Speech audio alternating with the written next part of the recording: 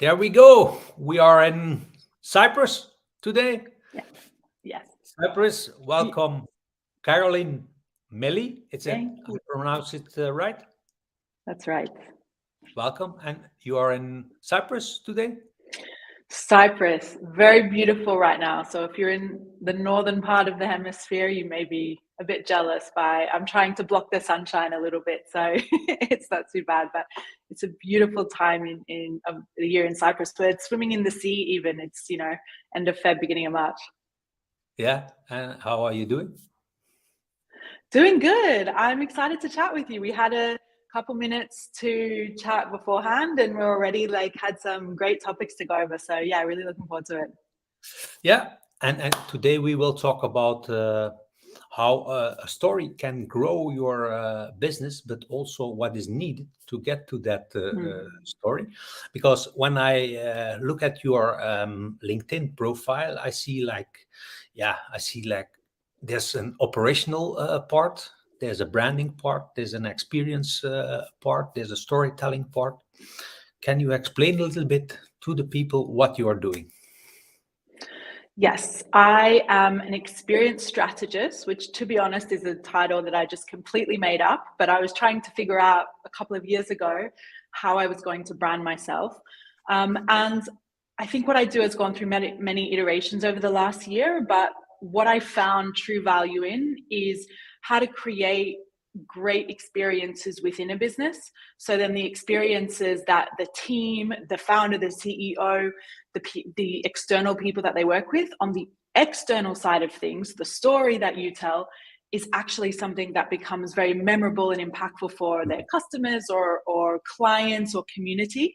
So I tend to focus on the behind the scenes, the boring bits, let's say, to make sure that that structure, that foundation is really strong so that the rest of it can then be a lot easier, because I find that that's often the struggle. When I see, and I come from the world of events, and when I can tell immediately when an event is badly organized, because I guess after a while you just have the eye, but I can tell so many areas that should have been done better, or that should have had a little bit more attention to detail. The staff should have been trained a little bit deeper. And so just after seeing that for so long and being in that environment, I feel now that I just have this almost obsession of getting that operation correct and thriving and smooth as butter, as I like to say, so that what is created externally for the world, I guess, is just exactly what the brand wants it to be, right? Yeah, yeah. So you make sure that everything flows so that the story is not interrupted. It's like that. Yeah, exactly. I mean, and that comes down to very basic operations when you look at task managers and creating goals for the team and communication tools for the team. I work a lot in the program, the workspace Notion, if those watching have ever used that program before, but I like to create these simple systems. And sometimes it's very shocking to me that startups, companies, even individual consultants just don't have those systems set in place. But it's because they're creative, they're visionary, they want to focus on the stuff that really brings them energy. And a lot of times the operations is very draining if that's something that is a bit for you. So that's kind of where I come in. I'm like the little piece of the puzzle that is often missing in that side of a business. Yeah. Now we will talk about the importance of having a story. You have an history in Cirque du Soleil. Can you talk about that period in Cirque du Soleil? Yeah, it's an integral part of my life, really. I started in Cirque du Soleil full time on tour when I was 23, which is very young for the responsibility of traveling full time and working full time. And I feel like I grew up professionally in that organization. So I'm very passionate about Cirque du Soleil. I always talk very highly of the company. And a lot of my expertise right now and how I do things comes from that experience. So I've always worked in the front of house team. So to give a little snapshot of what that world looks like, every tour will have a front of house team, a guest experience team of around 10 members. And they're the managers of the different areas, whether it's box office or food and beverage or VIP or in the house, the ushers. And then every city that the tour goes to, about 150 local staff are hired to work the show, basically, because the staff need to speak the language of the guests, right? That's very important. So I worked in 17 different countries. So of course I don't speak all of those languages. So that's where the local staff become very integral. But my job was to manage these teams in every place that we went. And I did all the positions, but I really loved and specialized in running the VIP experience. That's what I really love to do. So 17 different countries. I tried once to count the cities that I did, and I think I got to around 50. And then, looking at a map, it's not easy to track the cities, but we would change places around every 2 months or so. Yeah. Now, I saw like 2-3 shows of Cirque du Soleil in Antwerp in Belgium. Yeah, I was always amazed about like the fantasy world they are creating, but also like every detail is there. Like they don't miss any detail. It seems like, I think I was never in Tomorrowland, but I think it's like similar. It's similar concept, like the really eye for the detail and eye for the story. And what's the story, for example, of Cirque du Soleil? What's there, like, if you say like, what's their story?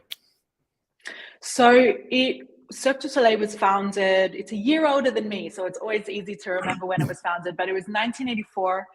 And the founder, Guy Laliberté, he was a fire breather. And he started this circus concept. And at the time, circuses were animal focused, right? It was very traditional circus. That's the only kind of circus that you found. And he decided to create a circus on human performance and acrobats and storytelling and clowning. He was also a clown. So that's kind of the humble beginnings. And now, fast forward to now, you have shows all over the world. In Las Vegas, permanent shows that are in the hotels, so they're resident shows, touring shows, like that's the world that I was part of, and then a little bit a mix of in between in different kinds of capacities. And the one thing that I think Cirque du Soleil is so good at is storytelling. And what I love about storytelling, and I saw this with my own eyes for 10 years, so it is something that holds a lot of value in me and the work that I do, is that you will never open a program of Cirque du Soleil, or you will never go on cirquedusoleil.com and look at one particular show and know the whole story of the show. They don't give the story of the show because it's up to you to create your own interpretation of what you see. And I saw this in action specifically in the VIP because I had a lot of time to spend with my guests, whereas in the other areas it was very transactional, right? Lots of people like, I just want a drink, I want a popcorn, I want a t-shirt. Whereas in the VIP we did actually have a lot of time with our guests, and the guest numbers was lower, so 100 to 200 people as opposed to a couple of thousand. And my favorite part was at the end of the show, or even in the intermission, I'll get like a guest coming to me and giving me their version of what they saw on stage. And there was, of course, very common interpretations, but there were so many different ones that I had never even thought of. And then I would watch the show again myself and be like, whoa, okay, I see where they're coming from. Everybody has their own context and their own experiences and live their own lives. And so they place their own importance on certain elements. Sometimes I would say, what was your favorite part of the show? And the moment that they would, the part of the show that they would talk to me about, I'd be like, really? Like, that's this tiny little bit on the side of the stage? Or really, that was your favorite bit? And so it was very cool to see what people gravitated towards and the story that they created after they had seen something so amazing as Cirque du Soleil. So that's really where I started to see the power of storytelling, but also the power of not giving everything away so that your audience in this case, or we could say our client, our customers, don't have the opportunity to think, right? To create their own version of it, because that's where the connection comes into play. If they're not thinking about it, then it's just there, it just exists. Whereas if you're like, oh, this is how I interpret that story, or this is how I felt about that moment, wow, it creates some very powerful moments for sure. Yeah. Now, when I look at when I look at the world, I see three trends. It's like there's an increasing interest in experiences. There's an increasing interest in storytelling, and there's a trend towards individual attention. How can you explain like these things? Do you agree with these trends? Like, do you see that? Do you experience that also? And how can you explain that this is like this movement is going on? I 100% agree. And it was funny in the pandemic, as I was I actually stopped. I actually became a consultant, solopreneur, running my own business as of the pandemic, because I was on tour with Cirque du Soleil in Spain when the pandemic happened. So almost overnight, all of us really lost our jobs in that sense. And Cirque du Soleil didn't last very long at all, because they're live shows, right? That's what they do. In all of the pandemic time, when we were all locked down and everything, I stayed very true to my message around live experiences, in-person experiences. Because although there were lots of advancements in how we do virtual interactions, whether it's new software, new technology, I never felt like it would come anywhere close to being face to face with someone, to giving someone a hug, to, you know, patting them on the back, to like looking in their eyes and sharing a moment with them. I don't believe that, and this is my personal opinion, that that's something that will ever be able to be as impactful virtually as it is physically. And so I stayed very true to that message. And, you know, when I look at what people want out of an experience, I think the pandemic was the perfect example that showed us that connection was the predominant feeling, right? We want to feel connected, and we want to feel like we belong to something. So at Cirque du Soleil, when you have 2,000 people sitting next to you, you know what happened to me often is, sometimes when I was getting a bit like complacent or bored, or like, ugh, I don't want to do this anymore, I would go into the big top. I'd sneak into the big top and stand at the back, the very back in the shadows, like nobody could see me. And I wouldn't watch what was happening on stage, because to be honest, I'd seen the show a bunch of times. But I was watching the guests, and I was watching how they were interacting with each other. And you could have a 90-year-old sitting next to a 9-year-old, and they both are reacting in a way that they connect with each other, even though they probably wouldn't have that opportunity in day-to-day life. And so when I think of that trend around everyone wants a great experience, it comes down to that connection element, and that really wanting to belong to something, even if it's just for an hour and a half, you know, you want to feel part of a shared experience together.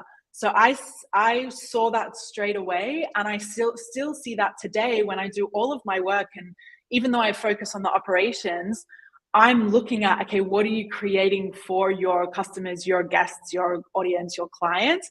And is it an experience that is deserving of their money or their time or the attention? And sometimes the answer is not clearly yes. And that's where I play around in that little middle ground there. Yeah. And do you think it's about getting out of your head and just being in like a fantasy world for like 1 hour or like 2 hours? I think that plays a role in certain cases, and I'll give you an example. In 2015, the show that I was on was in Paris, and we were playing a show when the Bataclan terror attacks were happening in downtown Paris. We were outside of Paris, it was downtown, like literally 20 minutes away. That 2 weeks, everything was shut down, the city was shut down. If anyone doesn't know that story, it was just completely horrific. But after a couple of weeks, when we were allowed to reopen our shows, the artistic director got all of us together. We were about 100-ish people on tour. And before we opened up to the public, you know, she said to us, and I remember this very distinctly, and it's a moment that will stick with me forever. She said, we have a huge responsibility tonight to not only put on a great show, but we have a responsibility to take 2,500 people out of the horror that exists right now in this city, in this country, in this world. And just for 2 hours, just make them laugh, make them feel happiness, make them feel like they have faith in humanity again, make them feel,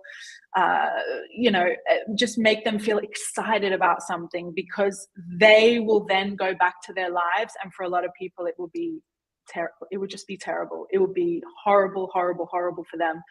So yes, I think in some cases, and that's the perfect example of when it is a critical experience, plays a critical role in helping people step out of their own world and just experiencing something else, right?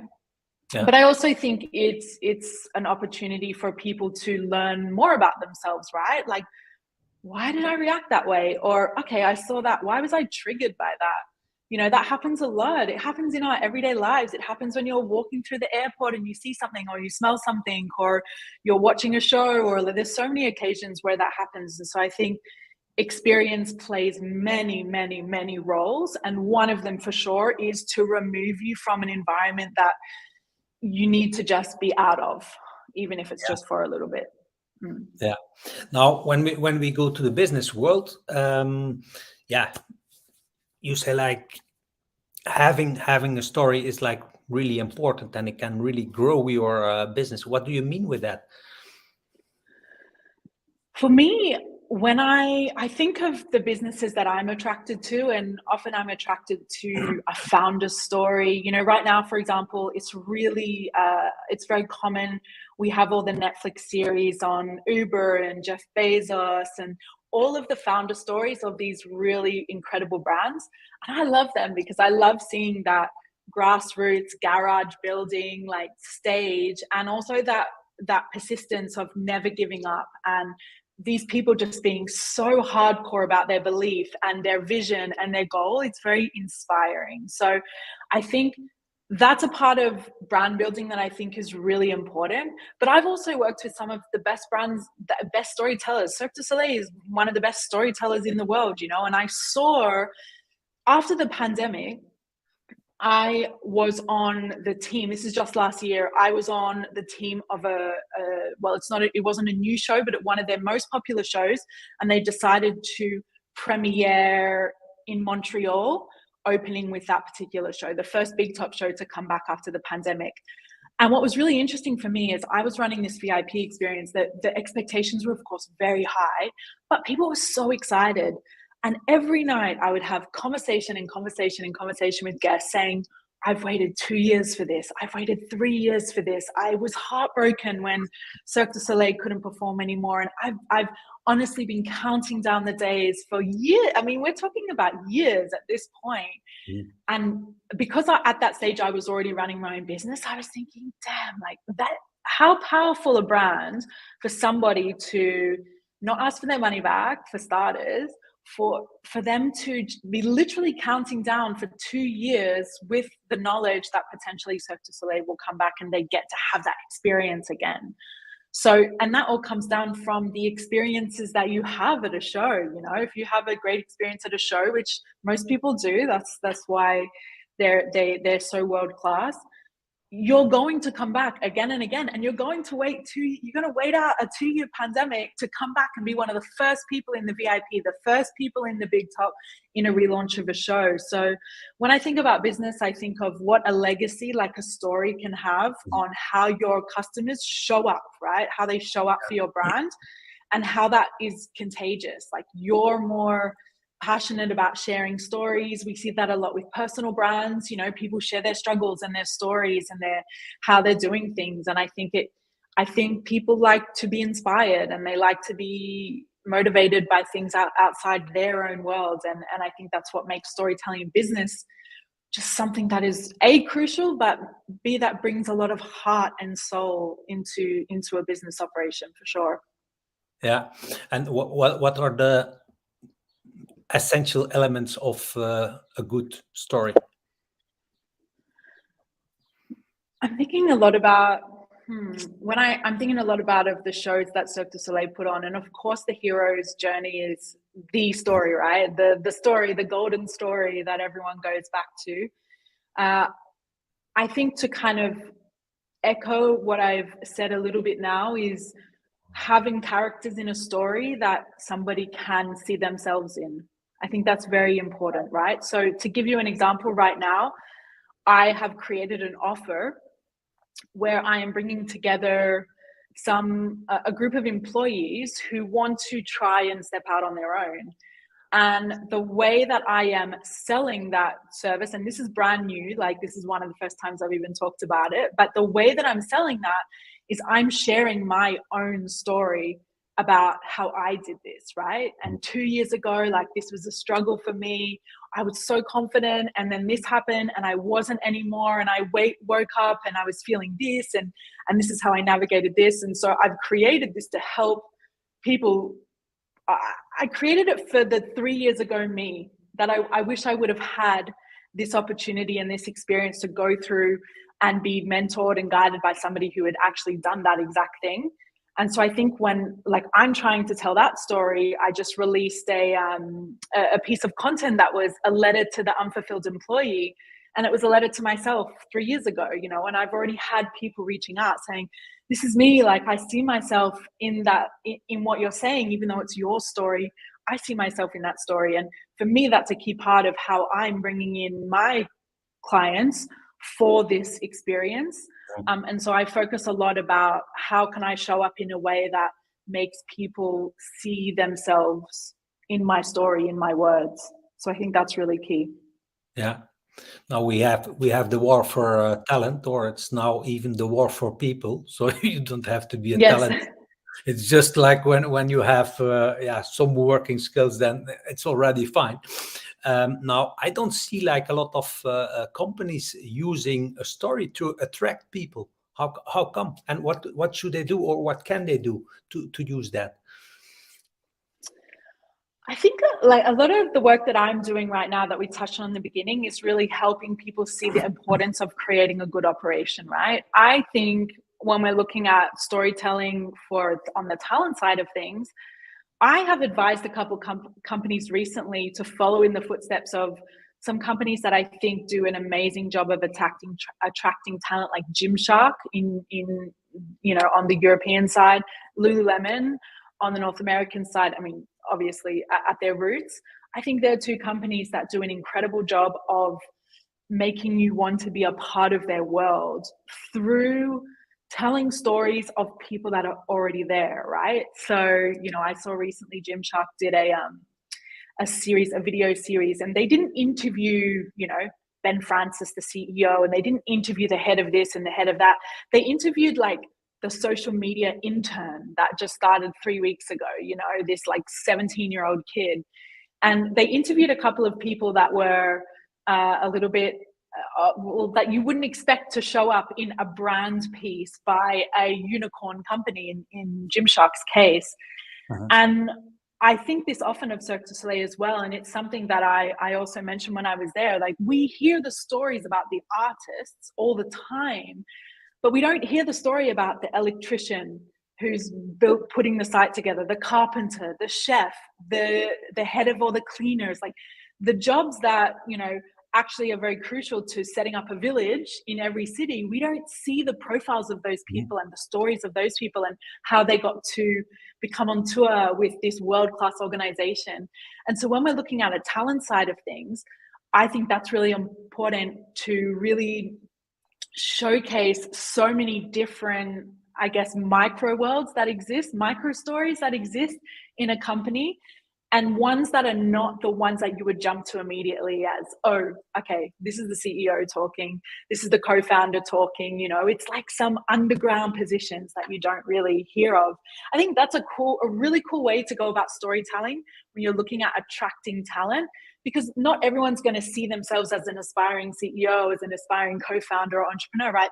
They're going to see themselves, maybe they have a very specific goal and ambition, and they never see it shown in content or in storytelling in a company. And the minute you give that to them, wow, like you're just reeling them in at that point, and they get to be part of something that they didn't even know was an option for them, right? So that's where I think the two kind of combine. Yeah. And how easy is it then to get that storytelling into the company culture? Not easy, I don't think. I think that's probably something that all companies struggle with, right? Like how to tell that story across thousands of employees. And I typically work with a lot of my clients are more on the one person business, 10 people business, on the smaller side of things. And I think a lot of, and one of the areas that I focus on actually is creating in-person experiences for a business, right? And I think there's a lot of power and growth potential in bringing people together, whether that's the current employees, whether that's potential employees, whether that's, you know, VIP kind of clients or customers or a general community. I love the idea of that in-person experience, an event, bringing people together in a really unsurprising way, in a location that they may not expect. And it doesn't have to be, I think people get scared off very quickly when you talk about events because they think, oh, they need $100,000 or they need this crazy venue or they need to be the Cirque du Soleils of this world. But you know, taking a cue from the fashion industry where you see pop-up stores, right? Pop-up stores are very low budget, very high impact experiences that are created for customers, potential talent, to actually find a part of the story that they didn't know before. And that leads into that culture piece. You know, they see it, they can touch it, they can be surrounded by it with the music, the kind of experience that you create for them. And so seeing something online and then all of a sudden actually getting to sit there in person and interact with different people in the brand, I think that's where culture can be intertwined and play a really big role. So I will always advocate for the in-person experience side of things, but that's, you know, that's sure. I'm very biased because that's my background and that's what I love to create for companies. So I'll always advise that. But I think it's a really impactful way to encourage culture, but you have to do it well. You have to do it well. Yeah, and that is also what we tried to do last year when we had our conference, the Happiness at Work conference. Like for the people who were not like, you know, we created afterwards. We created this box with all the smells. Like these are the smells. Yeah, I remember. Yeah. So that people, these smells we used, these smells, these three we used in the conference.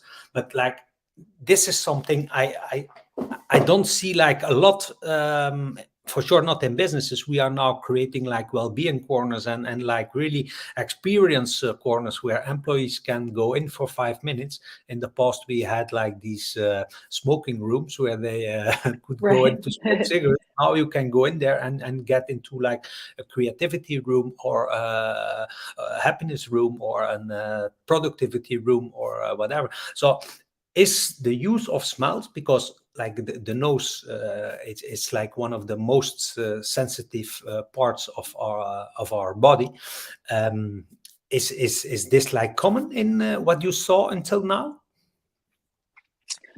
I think it is an underrated tool that can be used. Think of when you walk into a pub or a bar at 1 a.m. in the morning. The first thing you're going to smell is like beer and like sweat, and it's gross.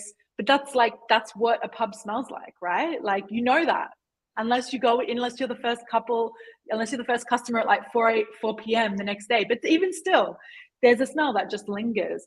And so when we're looking at the arrival stage of an experience, smell is key in that element. And just like with you, like creating these connection points and these triggers. So, you know, they smell one of the vials that you gave them, and now all of a sudden they're transported back to that one speaker, Claude Silver, or one of the speakers that you had, and now their memory is completely triggered. So smell is incredibly important, but I think it is a very underrated tool at the arrival stage, because there's so many ways to make a great first impression, as we all know, and you could take that in any sense of life, right? But when you arrive to an experience physically, you have like those first kind of 20 seconds or so to really grab their attention. And I tried to do a lot with that in the VIP at Cirque du Soleil. I sometimes, especially in the summer months, I would create like a welcome bar. So they would arrive, and the first thing we gave them was like a small glass of champagne. And that's not, you might like, people watching might think, oh yeah, but that's like so common, but yet it is so like, people don't do that, right? You're kind of just led into a venue or led into a space, and then just you figure out your own journey in there. But I think smell and an activation that happens right at the beginning is really key in helping people remember that experience for sure. So smell is a huge part of that. Yeah. Yeah. For example, this one. Yeah, this is connection, and this is with the cinnamon in it. So, and it's like scientifically, all these smells are scientifically proven. So this one is with cinnamon. Now, what people, they start associating like the smell of cinnamon with this. They associate it with cake and like with then with Christmas and with family and people start talking to each other. So the moment that they smell cinnamon, people start talking to each other. So like smell is like it's like an extra pigment to start like a story also. Oh, I can't wait to see that in action at the next one. That's really cool. Yeah, makes total sense for sure. Yeah. So do you have any extra advice, tips for people who want to start like with the story in their company? One strategy that I use a lot for when I'm coaching or advising around creating experiences, and I just, for example, ran a course for an agency around designing an event. I'm actually on Thursday running another workshop around creating a great onboarding experience for teams. And so no matter what experience that I'm creating, I start with this one exercise that is what I call the guest impact curve. And you can replace guest with whatever your end user is. But what I like to look at is, where is my guest right now in their life, in their world, and where do I want to get them to as a result of the experience, right? So a very simple and easy to kind of, I guess, picture example of that is, let's say, a meditation yoga retreat, right? A lot of times someone will go there because their starting point is stressed, overwhelmed, anxious, not sleeping, this and that. Like, I'm sure you can come up with 100 different words to put there at the beginning. So that's where they're starting, lost. Where do you want to get them to at the end of those 7 days? Once you figure that, and in that case, it might be have more clarity, feel calmer, have more tools, etc.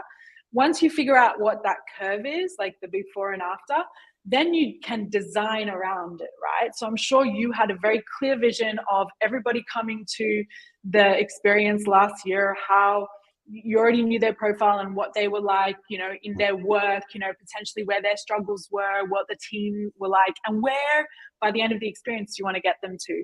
And people don't do that when they're planning experiences. And that's why I always start with that. So if you're watching this and you want to create an experience, whether it's in person or virtual, have it, just do that one exercise for yourself. Where are my guests, my customers, my clients, my audience, my listeners right now in their lives? And why are they coming? And then where do I want to get them to when they walk out that door, whether it's a physical door or a virtual door? And by doing that, you're going to be able to plan out some really key moments along the way and have them leaving with that desired result, right?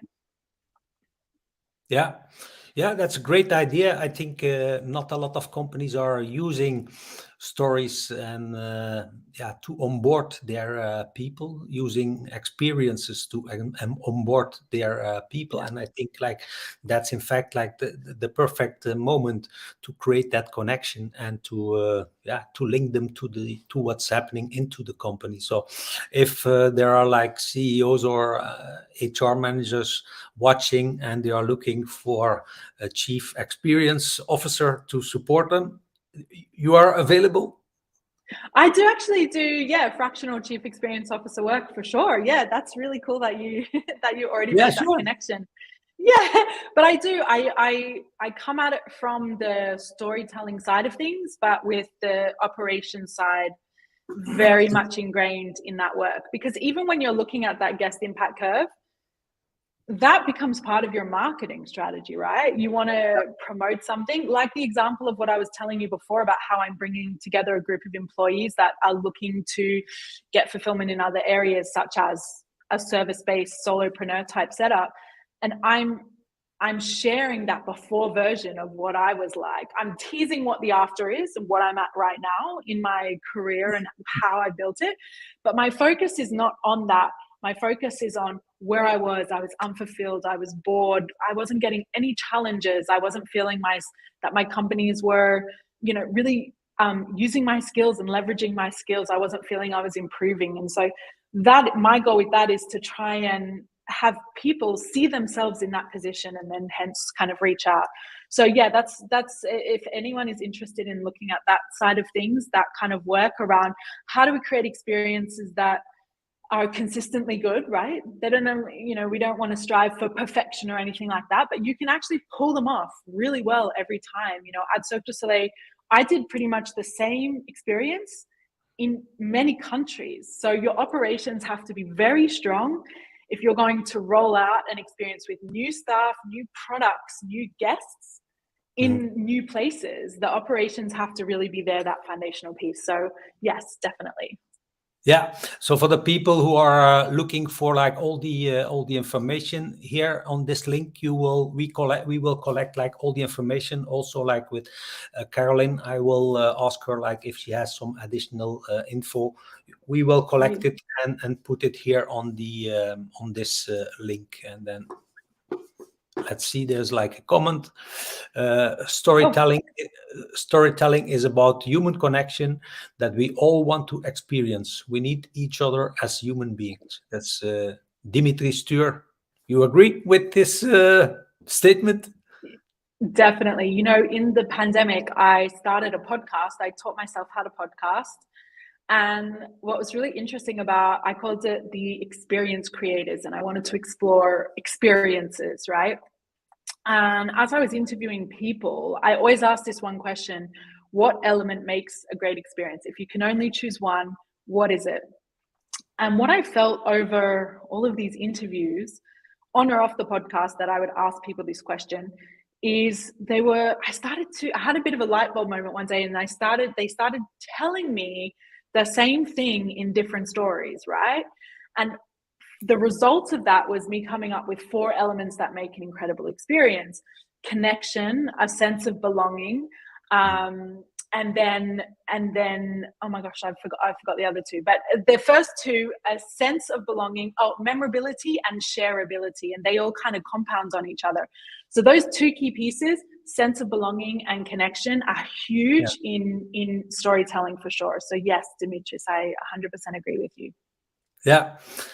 Thank you very much for being our 45th guest. Oh. 45th edition it was already today. So thank you very much. If you have more information, we will collect it and make it available for the people watching our weekly episodes. So thank you very much. It's been a pleasure.